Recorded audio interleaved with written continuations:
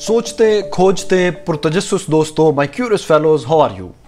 दोस्तों, आज कल भुट्टो के एक ख़त का बहुत जिक्र है जो वो रावलपिंडी के बाज़ार में लहरा रहे थे कि उनको अमेरिका ने धमकी दी है। ऐसा मशहूर है कि वो ख़त लहरा रहे थे और अमेरिका की एक धमकी के बारे में लोगों को बता रहे थे पार्लियामेंट में और रावलपिंडी के बाज़ार में। दरअसल दोस्तों, इस ख़त के पीछे बहुत दिलचस्प कहानी है और कई ऐसी बातें हैं जो इस वक्त लोग कह रहे हैं वो दुरुस्त नहीं है, बल्कि उसके पीछे कहानी कुछ और थी। वो सब मैं आपके सामने रखता हूँ। दरअसल हुआ ये था कि 1977 में इलेक्शन होना थे, उसके सेकंड हाफ में इलेक्शन होना थे, लेकिन जुल्फ़िकार अली भुट्टो को ये लगता था कि वो इस वक्त बहुत मकबूल हैं, लिहाजा उनको अर्ली इलेक्शंस करवा देने चाहिए। तो उन्होंने मार्च 1977 में इलेक्शन करवा दिए। 7 मार्च को जब रिजल्ट आया तो 200 में से 155 सीट्स जुल्फ़िकार अली भुट्टो की जमात पीपल्स पार्टी ने जीत ली थी। ये एक लैंडस्लाइड विक्ट्री थी, क्योंकि इनके मुकाबले में जो पीएनए की तहरीक थी, उसको जो लीड कर रहे थे वली खान, उनकी क़यादत में पीएनए ने सिर्फ 36 सीट्स हासिल की पूरे पाकिस्तान में से। और ये भी मैक्सिमम सारी की सारी आलमोस्ट सीट्स जो थी वो केपी के, जो आज केपी के है, उस वक्त सूबा सरहद था, वहाँ से थी। पंजाब, सिंध, बलूचिस्तान, लैंडस्लाइड विक्ट्री जुल्फ़िकार अली भुट्टो ने, उनकी जमात ने हासिल कर ली। अब ज़ाहिर है इसका मतलब ये था कि वो फिर वज़ीर आज़म रहेंगे, अब दोबारा उन्हीं की हुकूमत होगी। लेकिन हुआ ये कि पीएनए ने जुल्फ़िकार अली भुट्टो की ये फतह मानने से इनकार कर दिया और उन्होंने कहा कि जुल्फ़िकार अली भुट्टो ने बतौर वज़ीर आज़म एक सिस्टमेटिक रिगिंग की है, एक सिस्टमेटिक धांधली की है और हम इस धांधली को नहीं मानते। ये तहरीक जो थी इसने हल्का हल्का ज़ोर पकड़ना शुरू किया, फिर ये बहुत शिद्दत इख्तियार कर गई और इनका मुतालबा था पीएनए का कि जुल्फ़िकार अली भुट्टो, इलेक्शन कमीशन और इनके तमाम ओहदेदार मुस्तफ़ी हों, ये इस्तीफ़ा दें और सुप्रीम कोर्ट नए इलेक्शन करवाए। ये उनका मुतालबा था।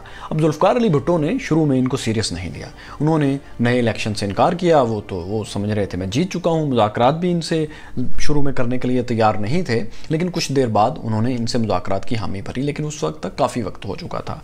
लेकिन ये जो तहरीक थी दोस्तों, ये बहुत दिलचस्प थी।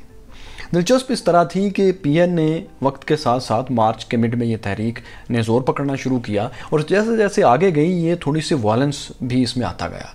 स्ट्रीट वायलेंस हुआ, पुलिस के साथ झड़पें शुरू हुई, यहाँ तक कि जुल्फ़िकार अली भुट्टो को फ़ौज तलब करना पड़ी। लाहौर में कुछ देर के लिए मार्शल भी लग गया और ऐसी भी कहानियाँ आई कि फ़ौज को जुल्फ़िकार अली भुट्टो ने गोली चलाने का कहा और फ़ौज ने इनकार कर दिया। एक मौके पर यह भी हुआ। तो ये इतनी शिद्दत इख्तियार कर गई ये तहरीक। फिर इस तहरीक में जो दिलचस्प एक दो अवामिल थे वो ये थे कि गवाले, घरों में दूध देने वाले, फेरी वाले, डाकिया, अखबार फरोश, ये सब, इन सब को पीएनए की तहरीक की तरफ से पम्फलेट मिलते थे जुल्फ़िकार अली भुट्टो के ख़िलाफ़, पीपल्स पार्टी के ख़िलाफ़। और वो ये पम्फलेट सुबह सुबह जिस घर में जाते थे दूध देने, सब्ज़ी देने, अखबार देने, ये पम्फलेट्स भी वहाँ पर एक एक घर में फेंक कर आते थे। मार्च गुजर गया, अप्रैल का मिड आ गया, अप्रैल का एंड आने वाला था और ये तहरीक, पीएनए की तहरीक जुल्फ़िकार अली भुट्टो के ख़िलाफ़, उनके इस्तीफ़े और इलेक्शन कमीशन के इस्तीफ़े के लिए ये तहरीक जो थी किसी तरह थमने का नाम नहीं ले रही थी, बल्कि मुतालबात बढ़ाती जा रही थी। मसला ये था कि जुल्फ़िकार अली भुट्टो को अब असम्बली का इजलास कॉल करना था, जहाँ जीती हुई पार्टी ने फिर वो हुकूमत बनानी थी, जिस तरह होता है ओथ वगैरह सारी चीज़ें, और वो वोटिंग जो जीत कर आए हैं लोग असम्बली में। लेकिन ज़ाहिर है ये लोग अपोजिशन वाले तो असम्बली में आ ही नहीं रहे थे, वो इसका बाइकआउट कर चुके थे। अब ये किया है कि जुल्फ़िकार अली भुट्टो ने अप्रैल के एंड में एमरजेंसी मुल्क में लगाई और 29 अप्रैल को पार्लियामेंट का मुश्तरका इजलास बुलाया। इस इजलास में जुल्फ़िकार अली भुट्टो ने पार्लियामेंट से आखिरी इख्तितामी खिताब किया और उन्होंने कहा कि ये जो मेरे ख़िलाफ़ तहरीक चल रही है पीएनए की, इतनी शदीद तहरीक जो चल रही है, दरअसल ये देसी साजिश नहीं है, ये एक वलैती साजिश है, ये एक गैर मुल्की साजिश है। उन्होंने कहा कि पीएनए में इतना दमखम नहीं है, ये पाकिस्तान की सियासी जमातों में इतनी ताकत, इतनी कुव्वत नहीं है कि वो मेरे ख़िलाफ़ इतनी बड़ी तहरीक चला सकें। ये कोई गैर मुल्की बहुत बड़ी ताकत है और उन्होंने कहा कि वो बहुत बड़ी ताकत है, मैं उस ताकत का नाम नहीं लूँगा जो मेरे ख़िलाफ़ दरअसल ये साजिश कर रही है, क्योंकि मैं पाकिस्तान के ख़ारजा मामलात किसी भी मुल्क से ख़राब नहीं करना चाहता। मैं नहीं चाहता कि पाकिस्तान के ताल्लुकात कहीं ख़राब हो मेरी एक बात की वजह से। लेकिन मैं आपको ये बता दूँ कि ये देसी साजिश नहीं है, पीएनए के लीडर्स में इतना दमखम नहीं कि वो इस तरह की तहरीक चला सकें। उन्होंने सवाल उठाया पार्लियामेंट में अपने इस खिताब में कि आखिर क्या बात है کہ ان لوگوں کے پاس اتنا پیسہ آ گیا ہے کہ 2 مہینے سے 1.5 مہینے سے یہ تحریک چل رہی ہے، گوالوں کو، سبزی والوں کو، پھیری والوں کو، ٹھیلے والوں کو اتنے پیسے دے رہے ہیں کہ یہ مسلسل میرے خلاف پمفلٹس بانٹ رہے ہیں، یہ مسلسل احتجاج کر رہے ہیں۔ ان احتجاجوں کے لیے پیسے کہاں سے آ رہے ہیں؟ یہ اتنے پمفلٹ اور اتنے لوگوں کو، دیہڑی داروں کو یہ جو روزانہ پیسے دیتے ہیں، یہ کہاں سے آ رہے ہیں؟ انہوں نے کہا کہ پاکستان میں 22 صنعت کار خاندان جن کی ملیں، جن کی فیکٹریاں ہم نے سرکاری تحویل میں لی تھیں، قومی آیا تھا، جن کو نیشنلائز کیا تھا، وہ مجھے پتہ ہے انہوں نے کہا کہ میرے خلاف ہیں، لیکن انہوں نے کہا کہ ان کے پاس بھی اتنا پیسہ نہیں ہے جتنا اس وقت پاکستان میں دیکھ رہا ہوں، جس طرح سے ڈالرز پاکستان میں آ رہے ہیں، تو یہ کوئی باہر کی طاقت ہے جو یہ ڈالرز دے رہی ہے۔ انہوں نے یہ بھی کہا کہ دیکھیں کیا ہو گیا ہے کہ ڈالر اب 6-7 روپے کا ہو گیا ہے، اتنا سستا ہو گیا ہے، تو ظاہر ہے کوئی تو ہے کہ زر مبادلہ کو میں اتنا افیکٹ کیا ہے اس ڈالر نے کہ اتنے ڈالر آ رہے ہیں کہ اس کی قیمت ہی نیچے ہو گئی ہے۔ ذوالفقار علی بھٹو نے یہ پورا سینیریو پارلیمنٹ کے سامنے رکھا اور کہا کہ میرے خلاف سازش ہو رہی ہے۔ اب انہوں نے اس پوری سازش میں کہیں امریکہ کا نام نہیں لیا، لیکن جو 3 باتیں انہوں نے کی کہ میرے خلاف یہ جو سازش ہے یہ کن 3 وجوہات سے ہو رہی ہیں، وہ تینوں باتیں امریکہ کی طرف کھلا اشارہ کر رہی تھیں۔ ان باتوں سے پہلے انہوں نے میکسم گورکی، جو رشیا کے ایک بہت بڑے ناول نگار گزرے ہیں اور بہت نام ہے ان کا ایک مشہور زمانہ ناول ماں پوری دنیا میں مشہور ہے، تقریباً ہر زبان میں اس کا ترجمہ ہو چکا ہے، آپ نے ضرور پڑھا ہوگا۔ انہوں نے میکسم گورکی کے کسی ناول کی کسی تحریر کا میں سے ایک ٹکڑا انہوں نے پڑھا، انہوں نے زبانی بتایا کہ انہوں نے کہا تھا کہ ہاتھی کی یادداشت بہت تیز ہوتی ہے، وہ دشمنی نہیں بھولتا، وہ اپنا انتقام نہیں بھولتا، تو میرے خلاف جو ہے بھی کچھ ایسا ہی معاملہ ہے۔ دراصل ہاتھی آپ کو پتہ ہے کہ امریکی جو 2 سیاسی جماعتیں ہیں، ڈیموکریٹس اور ریپبلکن، ان میں سے ریپبلکن کا نشان ہے۔ ڈیموکریٹس ڈنکی ان کے لیے عام طور پہ استعمال ہوتا ہے اور ریپبلکنس کے لیے ہاتھی، تو وہ اس طرف اشارہ کر رہے تھے۔ اب اپنے اس خطاب میں انہوں نے جو 3 پوائنٹس بتائے کہ میرے خلاف وہ ایک عالمی سازش جو ہو رہی ہے، جو ملک کر رہا ہے، وہ کیوں کر رہا ہے۔ انہوں نے کہا کہ جب میں وزیر خارجہ تھا جنرل ایوب خان کے دور میں، تو دراصل اس وقت سے یہ لوگ مجھ سے بہت میرے خلاف ہیں۔ کیوں خلاف ہیں؟ انہوں نے کہا کہ ویتنام میں جب جنگ ہو رہی تھی تو جنوبی ویتنام جو تھا وہاں امریکہ کے اتحادی تھے، شمالی ویتنام جو تھا وہاں کے جو گوریلے تھے ان کو چائنا اور رشیا سپورٹ کرتے تھے۔ تو ذوالفقار علی بھٹو نے کہا کہ مجھ پر ایک مسلمان ملک کے ذریعے مسلسل دباؤ رہا کہ میں جنوبی ویتنام کا ساتھ دوں۔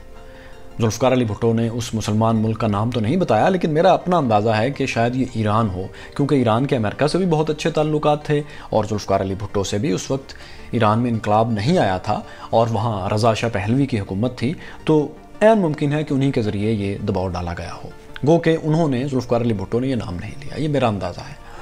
تو جو انہوں نے کہا وہ یہ کہا کہ مجھ پر مسلسل ایک مسلمان ملک کے ذریعے دباؤ ڈالا جاتا رہا کہ میں جنوبی ویتنام کا، جو کہ امریکہ کے حامی تھے، ان کا ساتھ دوں۔ جب میں نے مسلسل انکار کیا اور کہا کہ میں باطل کا ساتھ نہیں دے سکتا، میں حق کا ساتھ دوں گا، اور انہوں نے کہا کہ جب میں نے بہت مسلسل انکار کیا تو مجھے یہاں تک کہا گیا اس مسلمان ملک کے ذریعے کہ آپ صرف اچھا جسچر شو کرنے کے لیے جنوبی ویتنام میں پنگ پونگ کی گیندیں جو سیالکوٹ میں آپ کے تیار ہوتی ہیں وہی ایکسپورٹ کرنا شروع کر دیں۔ ذوالفقار علی بھٹو کہتے ہیں کہ میں نے پھر انکار کیا، تو انہوں نے پہلی ریزن یہ بتائی کہ میں نے عالمی ایک گریٹ گیم جو چل رہی تھی اس میں ایک بڑی طاقت کا ساتھ نہیں دیا، اس لیے وہ مجھ سے ناراض ہے، اور ہاتھی کی یادداشت بہت ہے، وہ انتقام نہیں بھولتا، وہ غصہ نہیں بھولتا۔ دوسری بات انہوں نے یہ کہی کہ میں نے OIC کی کانفرنس پاکستان میں سربراہی کانفرنس کی۔ ابھی پاکستان میں جو کانفرنس ہوئی ہے یہ شیڈیول کی کانفرنس تھی دوستو، جس میں کہ وزرائے خارجہ آئے تھے مسلمان ممالک کے، لیکن وہ جو کانفرنس تھی اس کا تناظر اور تھا، اس میں اسلامی ممالک کے سربراہان نے ہائیسٹ عہدہ جو تھا انہوں نے آنا تھا، بادشاہوں نے، صدور نے، اور یہ وہ وقت تھا جب عرب ممالک کی اسرائیل سے بہت شدید لڑائی چل رہی تھی۔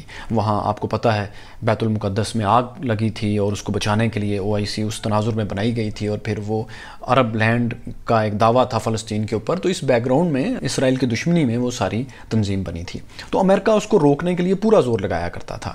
تو وہ انہوں نے کہا کہ میں نے اس کی سربراہی کانفرنس 1974 میں پاکستان میں کروائی تھی، جس پر ایک طاقت ناراض تھی۔ اصل میں ہوا یہ تھا دوستو، اب میں آپ کو بتاتا ہوں کہ کیا ہوا تھا اس سربراہی کانفرنس سے پہلے۔ یہ کانفرنس 3 بار ملتوی ہو چکی تھی پہلے، اور ذوالفقار علی بھٹو نے کچھ اور موقعوں پر بتایا کہ ان کو امریکی وزیر خارجہ ہینری کسنجر نے روکا تھا، بار بار منع کیا تھا کہ اس کو آپ ملتوی کریں، اس کو ڈیلے کر لیں، ابھی نہ کریں، کل کریں، پھر کسی دفعہ کر لیں، جو سفارتی طریقے ہوتے ہیں کسی چیز کے خلاف ہونے کہ وہ انہوں نے سارے استعمال کیے تھے، اور شاہ فیصل نے اور بھٹو نے اور باقی لوگوں نے اس کو 3 دفعہ ملتوی بھی کیا تھا۔ تو ذوالفقار علی بھٹو کہتے ہیں کہ 1973 میں جب ہنری کسنجر نے مجھے آخری دفعہ کہا تو میں نے انکار کر دیا.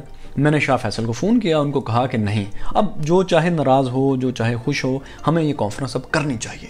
آپ جانتے ہیں پھر اسلامی سربراہی کانفرنس ہوئی, اس کے سارے اخراجات جو تھے وہ سعودی عرب نے, شاہ فیصل نے برداشت کیے اور لیبیا کے کرنل معمر قذافی نے بھی اس کو پاسبل بنایا.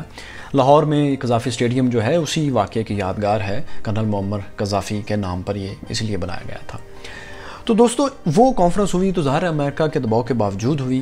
اس کے علاوہ اس میں آپ کو پتہ ہے کہ مسلم ممالک کی آپسی کرنسی ایک ہونی چاہیے, اور آئل کی قیمت کیسے ہوگی, ہم اس کو کیسے پریشر ٹول کے طور پر استعمال کر سکتے ہیں. یہ ساری ایسی گریٹ گیم کو چینج کرنے والی, دنیا کے عالمی جو ورلڈ آرڈر تھا اس کو چینج کرنے والی باتیں تھیں, یہ اس کانفرنس میں ہوئی تھیں.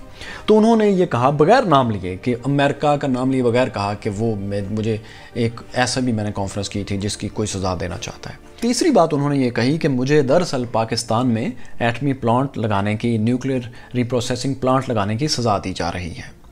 دراصل بات یہ تھی دوستو کہ 1973 کے ارد گرد غالباً فرانس سے پاکستان کی نیوکلیر ری پروسیسنگ پلانٹ کی ڈیل ہوئی تھی. امریکہ ان دنوں اس کوشش میں تھا کہ کوئی ملک ایٹامک پلانٹ نہ لگائے, لہٰذا وہ اپنے وزیر خارجہ ہنری کسنجر کے ذریعے بار بار پاکستان کو اور دوسرے ممالک کو یہ کہتے تھے کہ آپ ایٹامک پاور بننے کی کوشش نہ کریں. اب مسئلہ یہ تھا پاکستان کے لیے کہ 1974 میں انڈیا نے پوکھران میں اسمائلنگ بدھا کے نام سے ایٹمی دھماکہ کر دیا تھا. اب بھٹو صاحب یہ سمجھتے تھے کہ اگر پاکستان نے بھی ایٹامک پاور بننے کا فیصلہ نہ کیا, پاکستان کے پاس ایٹامک پاور نہ ہوئی, تو انڈیا ہمارے اوپر ایک پولیس مین کا کردار ادا کرے گا. لہٰذا وہ پورا زور لگا رہے تھے, اور جب پوکھران میں دھماکہ واقعی ہو گیا اور امریکہ کی طرف سے دباؤ بھی آنا شروع ہوا تو بھٹو کا ریزولو اور زیادہ ہو گیا. 1976 کی یہ میٹنگ دوستو کئی بار کوٹ ہو چکی ہے, سب سے زیادہ اس کو ذوالفقار علی بھٹو ہی نے کوٹ کیا ہے. ہوا یہ تھا دوستو کہ 10 اگست کو ہنری کسنجر جو تھے امریکی وزیر خارجہ, وہ پاکستان آئے تھے. ان کی بھٹو صاحب سے ملاقات ہوئی. اس ملاقات کی 2 کہانیاں ہمارے سامنے آتی ہیں. ایک کہانی وہ ہے جو وزیر اعظم ذوالفقار علی بھٹو خود ہمیشہ بتاتے رہے, اپنے آخری سانس تک وہ اس کہانی کو رپیٹ کرتے رہے مختلف طریقوں سے, اور ایک اور انونیمس, ایک نامعلوم سفارتکار کی طرف سے یہ پوری سٹوری بزنس ریکارڈر نے بھی چھاپی تھی. سٹوری یہ تھی دوستو کہ ہنری کسنجر جب آئے اور ذوالفقار علی بھٹو سے ملاقات شروع ہوئی تو ہنری کسنجر نے کہا کہ میں امریکی صدر جو ہیں ان کی طرف سے پیغام لے کر آیا ہوں, فورڈ کی طرف سے, کہ آپ ایٹامک پاور بننے کا خواب چھوڑ دیں اور ایٹامک پلانٹ پر جو آپ نے معاہدہ کیا ہے وہ ختم کریں. امریکہ کو خدشہ تھا کہ اس پلانٹ کے پردے میں پاکستان ایٹمی پاور بننے کی کوشش کرے گا. اب وزیر اعظم ذوالفقار علی بھٹو نے فوری طور پر ہاں یا نہ کرنے کے بجائے ہنری کسنجر سے یہ کہا کہ آپ میرے دوست ہیں, آپ مجھے مشورہ دیں کہ میں کیا کروں. ہنری کسنجر نے مسکراتے ہوئے یہ کہا کہ مسٹر بھٹو, آپ جانتے ہیں کہ عالمی تعلقات میں کوئی دوست نہیں ہوتا اور نہ ہی دشمن ہوتا ہے. یہ ایک پیغام ہے جو میں اپنے صدر کی طرف سے آپ کے لیے لے کر آیا ہوں کہ ہم نہیں چاہتے کہ پاکستان ایٹمی پلانٹ کو آگے بڑھائے, اور اس طرح آگے بڑھائے کہ اس سے پاکستان ایک نیوکلیئر پاور بنے, انڈیا کے مقابلے میں ایک ایٹمی طاقت بننے کے لیے کوشش کرے اور ایک پلانٹ لگائے اس طرح جس کا نتیجہ یہ ہو کہ پاکستان ایٹم بم بنا چکا ہے. دراصل دوستو 1950 سے ہی پاکستان کا ایک ایٹمی پروگرام تھا, لیکن وہ انرجی کے حصول کے لیے تھا. یہ پلانٹ جو تھا یہ خاص طور پر اس طرح کا تھا کہ اس کے اوپر دنیا کو تشویش ہی ہوئی, اور پھر انڈیا نے کر دیا دھماکہ تو اور زیادہ تشویش ہوئی کہ پاکستان اس کے مقابلے میں جائے گا. جب بھٹو نے یہ سنا کہ ہنری کسنجر یہ کہہ رہے ہیں کہ میں تو میسیج لے کر آیا ہوں اور وہ کوئی اس سے آگے بات نہیں کرنا چاہ رہے, تو بھٹو نے اپنا وہ ٹیکٹک یوز کیا جو اکثر اس طرح کی میٹنگز میں وہ کیا کرتے ہیں. وہ لمبے لمبے خاموشی کے وقفے دیا کرتے تھے. آپ کو پتہ ہے کہ ایک سنجیدہ میٹنگ میں جب کچھ لوگ بیٹھے ہوں اور خاموشی تھوڑی دیر طویل ہو جائے, جتنی طویل ہوتی جائے ہر سیکنڈ جو ہے بوجھل ہوتا جاتا ہے, اور جس کے شخص کے نروز جتنے کمزور ہوں وہ اتنی جلدی اس بریکنگ پوائنٹ پر آتا ہے اور وہ آخری بات کہہ دیتا ہے جو اس نے کہنی ہوتی ہے. تو بھٹو یہ ٹیکنیک اپنی گفتگو میں, مذاکرات میں اکثر استعمال کرتے تھے کہ وہ ایک بھاری سائلنس کے وقفے دیا کرتے تھے اپنے ضبط کے اعتبار سے. تو یہاں پھر انہوں نے ایک وقفہ دیا اور ہنری کسنجر سے کہا کہ ٹھیک ہے, عالمی تعلقات میں کوئی دوست دشمن نہیں ہوتا, لیکن آپ کو میں پھر بھی اپنا دوست سمجھتا ہوں. آپ بتائیے آپ میری جگہ ہوں تو کیا کریں جب ایک ایسا ملک جس سے آپ جنگیں لڑ چکے ہیں وہ دھماکے کر دے, ایٹمی دھماکے کر دے, تو آپ کیا کریں گے. ہنری کسنجر نے کہا کہ Bhutto you are a chess master, آپ بڑے استاد ہیں, لیکن بات یہ ہے کہ میں اس وقت بہرحال ایک میسیج لے کر آیا ہوں.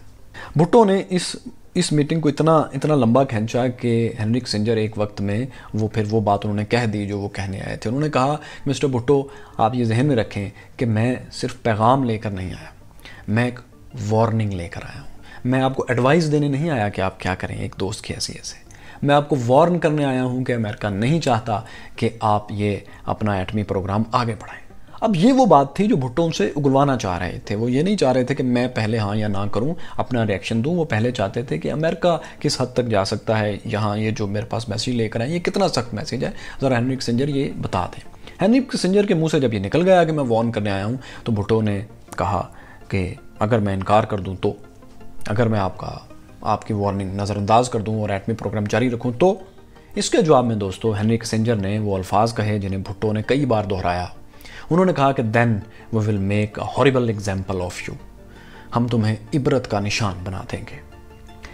یہ واقعہ دوستو ایک تو ظاہر ہے بھٹو نے کئی دفعہ کوٹ کیا, اپنے آخری سانس تک اس کو کوٹ کرتے رہے, لیکن وہاں جو پاکستانی سفارتکار بیٹھے ہوئے تھے جنہوں نے اپنا نام نہیں بتایا, بزنس ریکارڈر میں وہ پوری سٹوری چھپی, انہوں نے بھی یہ واقعہ اسی طرح کوٹ کیا. وہ یہ کہتے ہیں کہ صرف بھٹو کو ہی امریکیوں نے اس طرح دھمکی نہیں دی تھی, بلکہ وہ بہت بعد میں جب ضیاء الحق کا آخری دور تھا, جب سوویت روس شکست کھا چکا تھا, افغانستان سے جا چکا تھا, انہوں نے پھر یہ واقعہ بھی سنایا کہ کس طرح جنرل ضیاء الحق نے امریکی سفیر سے بہت سخت لہجے میں بات کی تھی. تو وہ سفارتکار کہتے ہیں کہ میں ان دونوں واقعات کا گواہ ہوں. بہرحال یہ سٹوری انہوں نے بتائی. تو یہ ایک اس واقعے کا نریٹو یہ ہے کہ ایٹمی پاور بننے کے لیے جو امریکہ نے دھمکی دی تھی, جو پیپلز پارٹی آج بھی کوٹ کرتی ہے, وہ یہ 1974 10 اگست کی میٹنگ کے دوران دی گئی تھی. تو بھٹو نے 29 اپریل کی تقریر میں اس واقعے کو کوٹ کیا, نام لیے بغیر کہ کون تھا. انہوں نے کہا کہ مجھے دھمکی دی گئی تھی, اس لیے وہ طاقت جو ہے جو مجھے دھمکیاں دیتی ہے وہ میرے خلاف ہے, اور وہ پی این اے کو مالی مدد دے رہی ہے جو میرے خلاف سڑکوں پر ہے, جلوس نکل رہے ہیں, انہیں یہ لوگ پیسے دے رہے ہیں کیونکہ پی این اے کے پاس اتنے پیسے تو خود ہیں نہیں, لہٰذا میرے خلاف ایک عالمی سازش جاری ہے. یہ اس پارلیمنٹ کے اجلاس میں, مشترکہ اجلاس میں انہوں نے ساری بات کی. اس 1976 کی ذوالفقار علی بھٹو اور ہنری کسنجر کے درمیان ملاقات کا دوستو ایک اکاؤنٹ اور بھی ہے, جو کہ اس وقت پاکستان میں ڈپٹی چیف مشن جو تھے امریکہ کے جیرالڈ فورسٹن, ان کے مطابق ہے. وہ کہتے ہیں کہ امریکی وزیر خارجہ نے پاکستان کو A7 اٹیک بمبار طیاروں کی آفر کی تھی, اور یہ کہا تھا کہ اگر Bhutto atomic program roll back کر دیں یا اگر چلا رہے ہیں اس کو نہ چلائیں تو امریکہ پاکستان کی بہت سی مالی مدد کرے گا, اس کو ویپنز بھی دے گا. لیکن بھٹو نے یہ وارننگ نظر انداز کر دی تھی, اور انہوں نے کہا تھا کہ میں ایٹمی پلانٹ اور ایٹمی پروگرام جاری رکھوں گا. تو دوستو یہ بات تو ثابت ہوتی ہے کہ امریکی عہدیدار بھی اور پاکستانی عہدیدار بھی اس بات کی تو تصدیق کرتے ہیں کہ اس میٹنگ میں ایسی بات ہوئی تھی کہ امریکہ نے پاکستان کو, یعنی وزیر اعظم بھٹو کو وارننگ دی تھی ایٹمی پروگرام کے حوالے سے, اور بھٹو صاحب نے وہ وارننگ مسترد کر دی تھی. اس سے پتہ لگتا ہے کہ بہرحال وہ اس بات سے امریکہ جو ہے بھٹو صاحب سے ناراض تو تھا. دوستو اس مشترکہ پارلیمنٹ کے خطاب میں یہ 3 الزامات کہ میں نے ویتنام کی جنگ میں ساتھ نہیں دیا, میں نے ایک تیسری دنیا کے ممالک OIC کی ایک کانفرنس کی یہاں پر, اور یہ کہ میں ایٹمی پروگرام رول بیک نہیں کر رہا, اس کے لیے اس وجہ سے میرے خلاف ایک عالمی سازش ہو رہی ہے. ظاہر سارے اشارے امریکہ کی طرف تھے. تو ہوا یہ کہ پارلیمنٹ میں اس تقریر کے فوری بعد امریکہ کا ریئیکشن آیا. امریکہ نے پہلے تو اس کی تردید کی کہ وہ PNA کو کوئی فنڈز دے رہے ہیں بھٹو کے خلاف جلسے جلوسوں کے لیے, احتجاج کے لیے, ان کی حکومت گرانے کے لیے. پھر یہ ہوا کہ امریکی وزیر خارجہ سائرس وینز کا خط آیا ذوالفقار علی بھٹو کو, جس میں یہ کہا گیا کہ امریکہ جو ہے وہ پاکستان کی شکایات پر مذاکرات کے لیے تیار ہے, آپ ہم سے خفیہ مذاکرات کر لیجئے, اور اپنی جو بھی شکایات ہیں ان پر ہم بات کرنے کے لیے تیار ہیں کسی بھی تیسرے ملک میں. تو دوستو یہ وہ خط تھا سائرس وینز کا جس میں مذاکرات کی دعوت تھی. وہ خط لے کر ذوالفقار علی بھٹو راولپنڈی کی سڑکوں پر آ گئے. وہ راولپنڈی کے چھونی چوک پر گئے, وہ شہید چوک پر گئے, ایک سڑک سے دوسری سڑک تک گئے, جہاں لوگ کھڑے ہوتے تھے ان کے سامنے خط لہراتے تھے. ان کو دیکھ کر ایک جمع غفیر جمع ہو جاتا تھا. وہ بتاتے تھے کہ دیکھو یہ وہ خط ہے جو مجھے امریکہ نے بھیجا ہے, امریکہ کہتا ہے ان سے مذاکرات کروں, میں مذاکرات کروں گا لیکن پاکستان کے مفاد پہ سمجھوتا نہیں کروں گا. وہ اس خط کو لہراتے تھے جگہ جگہ, اور یہ کہتے تھے کہ یہ مجھے مذاکرات کی دعوت ہے, میں کروں گا مذاکرات. امریکہ کہتا ہے خفیہ مذاکرات کرو, میں خفیہ مذاکرات کروں گا لیکن پاکستان کے مفاد پر سمجھوتا نہیں کروں گا. تو ذوالفقار علی بھٹو جو خط لہرا رہے تھے وہ دھمکی نہیں تھی, وہ مذاکرات کی دعوت تھی, اور وہ مذاکرات کی دعوت پاکستان نے قبول کی. یہ جو خط آیا تھا یہ 29 اپریل 1977 کو تقریر ہوئی پارلیمنٹ میں, تو اس کے 2-3 دن بعد ہی آ گیا تھا. 2 مئی کو ذوالفقار علی بھٹو یہ خط راولپنڈی کے بازاروں میں اپنی جیپ کے اوپر کھڑے ہو کر لہرا رہے تھے. اب مذاکرات ہوئے جون کے بالکل شروع میں 1 یا 2 جون کو پیرس میں پاکستان کے امریکہ سے سائرس وینس سے پاکستانی وزیر خارجہ عزیز احمد اور سائرس وینس کے امریکی وزیر خارجہ کے مذاکرات ہوئے. یہ مذاکرات دوستو کامیاب رہے، بلکہ جو پاکستانی اخبارات میں ہیڈ لائنز چھپیں وہ کچھ اس طرح تھیں کہ پاکستان اور امریکہ میں باہمی اعتماد کی بنیاد پر دوستی بحال ہو گئی ہے.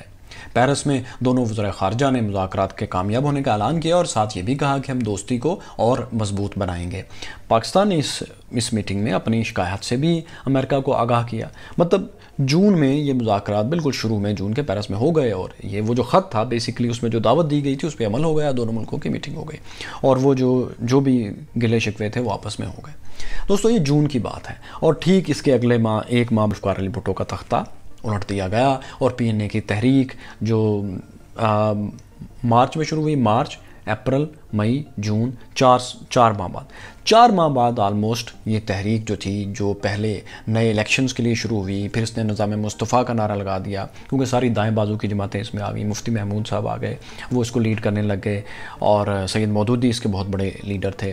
آخر میں ذوالفقار علی بھٹو بہت ڈیسپریٹ ایفرٹس کرتے رہے، سید مودودی کے گھر بھی گئے کہ وہ کسی طرح سے تصفیہ کریں، لیکن اب وہ بہت دیر کر چکے تھے. جتنی دیر انہوں نے مذاکرات ڈیلے کیے تو اپوزیشن کو پی این اے کو موقع ملا کہ وہ جنرل ضیاء الحق سے انہوں نے اپنے معاملات ٹھیک کیے اور وہ نظام مصطفیٰ کے نام تک آئے، نعرے تک آئے. ذوالفقار علی بھٹو کے سامنے انہیں زیادہ سے زیادہ شرائط پیش کرتے رہے. جب ذوالفقار علی بھٹو مذاکرات کے دوران شرائط ماننے کے لیے تیار ہوتے گئے، اس وقت جو ہے ماشاء اللہ نافذ کر دیا گیا، ذوالفقار علی بھٹو کو گرفتار کر لیا گیا اور وہ تحریک جس سے شفاف الیکشن نکلنا تھے یا نظام مصطفیٰ نکلنا تھا وہاں سے ضیاء الحق نکل آیا اور پاکستان ایک طویل عمریت میں گیا جس کے نتائج آپ آج تک دیکھتے ہیں. پاکستان میں ہماری خارجہ پالیسی میں جو ملیٹنسی آئی، جو جہاد کے نام پر پاکستان میں ایک اس کا کلیشنکوف کا کلچر آیا، وہ سارا پھر اس کا نتیجہ تھا. دوستو یہ ساری بات آپ کے سامنے رکھنے کا مقصد یہ ہے کہ عالمی طاقتیں دوسرے ممالک کے خلاف سازشیں کرتی ہیں، ہر اس ملک کے خلاف جس کے خلاف وہ سازش کر سکیں، لیکن انہیں ناکام بنانے کا طریقہ یہ ہے کہ وہ سازش لوگوں کے سامنے، پارلیمنٹ کے سامنے اور پوری عوام کے سامنے رکھی جائے اگر آپ اسے ناکام بنانا چاہتے ہیں. کیونکہ اکثر یہ ہماری تاریخ میں ہوا ہے کہ اس طرح کی چیزوں کو اپنی پاپولرٹی کے لیے تو استعمال کیا گیا ہے لیکن لوگوں کے سامنے نہیں رکھا گیا، اور اگر رکھا گیا تو اس طرح سے رکھا گیا کہ لوگ اس قدر تقسیم ہو چکے تھے، نفرتیں اتنی پھیل چکی تھیں، اتنی بڑھ چکی تھیں کہ وہ سازش کو ناکام بنانے کے لیے جس اتحاد کی ضرورت تھی قوم میں، لوگوں میں وہ اتحاد تھا ہی نہیں. رویوں میں اتنی شدت تھی کہ ایک سازش جو ہو رہی تھی اس کو روکنا اس لیے ناممکن ہو گیا کہ ایک طبقے نے دوسرے طبقے کی بات سننے سے انکار اور ماننے سے انکار کر دیا. کیونکہ آپ جانتے ہیں کہ بھٹو صاحب جو خط لہرا رہے تھے اس میں تو دھمکی نہیں تھی، وہ تو مذاکرات کی دعوت تھی. سازش تو اس سے بہت پہلے سے چل رہی تھی. سازش کو ناکام بنانے کا طریقہ یہ ہے کہ لوگوں کو ساتھ بلایا جائے اور اس سے پہلے یہ عمل کیا جائے کہ رویوں میں اتنی شدت ہی نہ آنے دی جائے کہ اگر کوئی سازش ہو اور آپ کو لوگوں کو اکٹھا کرنا پڑے تو آپ اکٹھا نہ کر سکیں. ذوالفقار علی بھٹو وہ خط لے کر گلیوں گلیوں گھومتے رہے لیکن وہ پی این اے کو اپنے ساتھ نہیں ملا سکے اس سازش کے خلاف. کیا ہوا، بھٹو صاحب پھانسی بھی لگ گئے اور وہ تحریک، وہ سازش جو بھی تھی وہ کامیاب ہو گئی اور پاکستان ایک طویل مارشاء اللہ بھگتا، ایسا مارشاء اللہ جس نے پاکستان کی آج تک سمت درست نہیں ہونے دی. دوستو ہوپ فلی میں اپنی بات سمجھا پایا ہوں اور یہ میرا موقف ہے، I can be wrong. Video دیکھنے کا بہت شکریہ. Thank you very much.